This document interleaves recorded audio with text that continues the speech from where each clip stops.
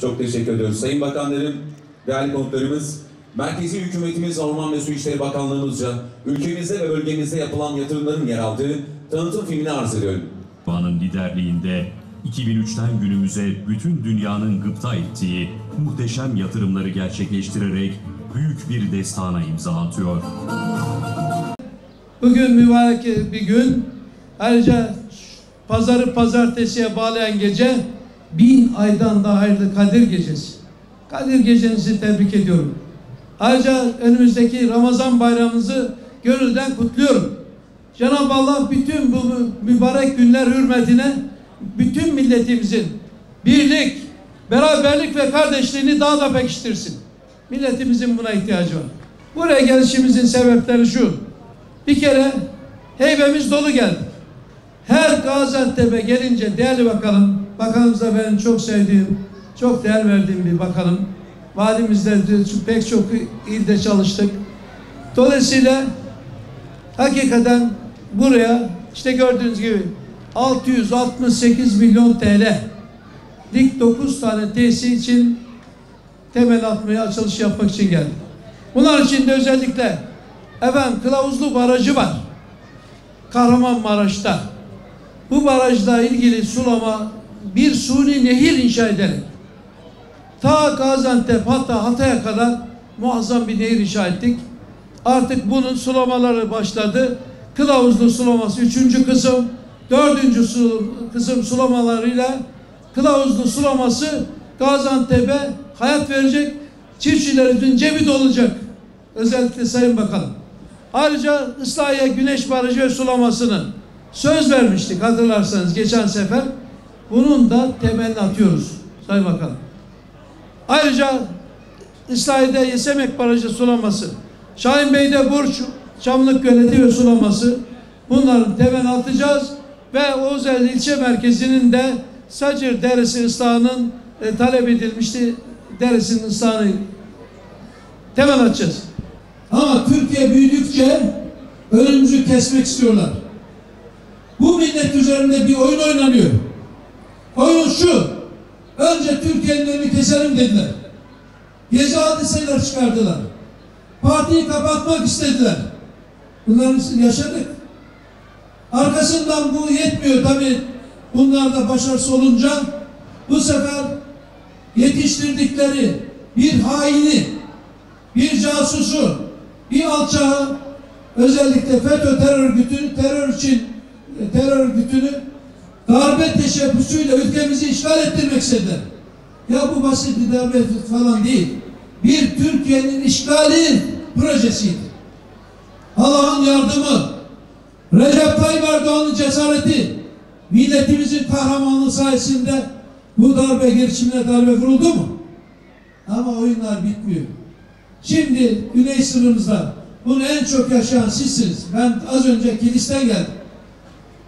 Güney sınırımızda bir terör devleti sözde kurdurmak için ne yaptılar? Bir plan yaptılar. PKK'yı kuran Batı proje. DAEŞ'i kuran Batı. YPG, PYD, her türlü terör örgütleri, bunları silah veren Batı. Bize paramızla silah vermiyor. Nereye verir? Onlara 5000 tır silah gönderiyor. Niye? Kimin için? Dolayısıyla sevgili kardeşler, oyunun bu ikinci perdesinde Allah razı olsun Cumhurbaşkanımız fark etti ve Fırat Kalkınma Harekatı'yla birinci perde suya düşürüldü. Arkasından Afrin Harekatı, Zeytin Dağı Harekatı'yla ikinci perde suya düştü. Düşmanlık planı durmuyor. Yeni plan nedir? Bunu sanayicilerim çok iyi bilir. Ben de esnaf çocuğuyum. Yeni plan Türkiye'ye ekonomik kıskacı alalım. Seçimler 2019'da olacak. Doğrularla oynayalım. Türkiye'nin ekonomisini bozalım şeklinde bir yeni planları var. Bugün de 668 milyon liralık bir yatırımın temelini atmak üzere bir aradayız. Gaziantep'te bütün hemşehrilerimiz yapılan ve devam eden tüm hizmetleri büyük bir keyifle, büyük bir ilgiyle takip ediyor. Allah'ın izniyle Gaziantep'in 50 yıllık, 70 yıllık sorunlarını çözdük. Düzbağ Barajı bugün hükümetimizin yaklaşık 1,5 milyar liralık bir yatırımı ve Gaziantep'in 50 yıllık, 70 yıllık su meselesini çözecek bir proje. Bismillah. Gaziantep'imize toplamda 9 tesis, 668 milyon TL'lik dev yatırımlar, ülkemize, milletimize, Gaziantep'imize hayırlı uğurlu olsun.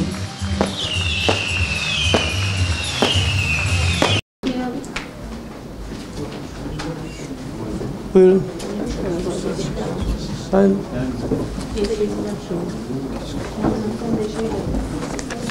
evet. Başkan buyurun.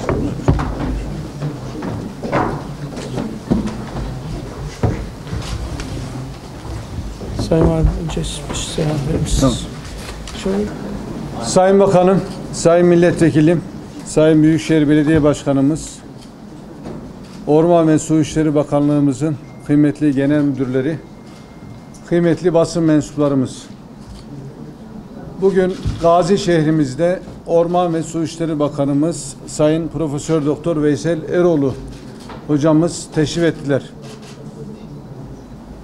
Bugün 9 önemli temel atma ve toplu açılış şehreküstü konaklarının olduğu yerde 4000'e yakın hemşehrimizin katılımıyla bunları inşallah açacağız. Ben Sayın Bakanımıza ve kıymetli heyetine tekrar şehrimize hoş geldiniz diyorum. Öncelikle ben Gaziantep'e çok değer veriyorum. Çünkü rahmetli babam esnaftı ve manifatura tuhafiye Gaziantep'ten çok kutni derdik. Siz ne diyorsunuz bilemiyorum. Biz kutnu veya biz kutni derdik. Çok kutni satmışımdır. Buranın özellikle tekstil mamulleri ve diğer mamullerden sattık. Biz de bugün özellikle bir temel atmak için geldik. Bir de müjdelerimiz var. Onları vermek için geldik. Değerli kardeşler, bu 9 tesis açılacak ama bu tesisler 9 tesis temel atılacak. Bir tanesinin açılışı yapılacak. Bunlar gerçekten çok önemli ve Gaziantep'in hasretle beklediği projeler. Toplam rakam ne kadar biliyor musunuz? 668 milyon TL. 668 trilyon. Biz tabii daha önce daha büyük bir tesisin, bu Sayın Başbakanımız burada Düzbağ, muazzam Gaziantep içme suyu isalatının temel attı. O çok daha büyük ama bu da ondan belki ikinci derece büyük ama Gaziantep'te çok kısa sürede gerçekten bakanlığımız yaklaşık olarak 2 milyar TL'lik bir yatırımın temeli atılıyor. Bugün de 9 tesis nedir? Az önce Sayın Valim söyledi ama ben çok kısa şekilde kılavuzlu sulamasının 3. 4. kısımlarını açıyoruz. Artık daha Kılavuzlu Barajı'ndan inşallah burada 151.500 dekar arazi sulanacak. Bu çok önemli. Neden? Çünkü buradaki çiftçilerimiz su olmazsa yeteri kadar ürün alması mümkün değil. Su olduğu zaman Sayın Bakanım yaklaşık 4,5 ile 14 misli bir gelir artışı oluyor. Su yılda gerekirse 2-3 defa ekiyor. Buradan sadece bu kılavuzlu sulaması ikinci kısımla 85 milyon lira ilave gelir artışı olacak. Çiftçimize ilave gelir artışı. Burada da var. Çok önemli bir proje. İkincisi de 4. kısımda temel atıyoruz. Burada da 87.830 dekar arazi modern sulamayla sulanacak ve burada da 50 milyon TL çiftçimize ilave gelir sağlayacağız. Yani demek ki sırf bu iki tesiste çiftçimiz her yıl bakın bir defa değil her yıl 135 milyon TL çiftçinin cebine ilave para girecek. Bu hesap ortada. Bir de efendim Kayacık sulaması temel atıyoruz birinci kısmın temelini. Bu da 4070 dekar arazi sulanacak. 28 milyon TL de buradan gelecek. Dolayısıyla bugün arkadaşlar 6 tane sulama tesisi, göletlerin ve barajın temel atıyoruz. 6 tane. Tarımda şu anda biz Avrupa'da 1. sıradayız. Onlar şöyle Türkiye nereden nereye geldi? Sizlere bir anlatayım. Bakın gayri safi milli hasılamız 230 milyar dolardı. Şimdi 851 milyar dolar. Kaç kat büyümüşüz? 3,7 kat. Yaklaşık 4 kat büyümüşüz. Ayrıca büyümede dünyanın 17. sırasındayız. Dünya sıralamasında. G20'de biz de varız. Hatta Antalya'da biliyorsunuz bir G20 zirvesi yapıldı. Ama satın alma paritesi açısından dünyada 13. sıraya yükseldik. Nereden nereye? Büyüme oranları. Geçen sene bütün G20 ülkelerini geçiverdik şöyle.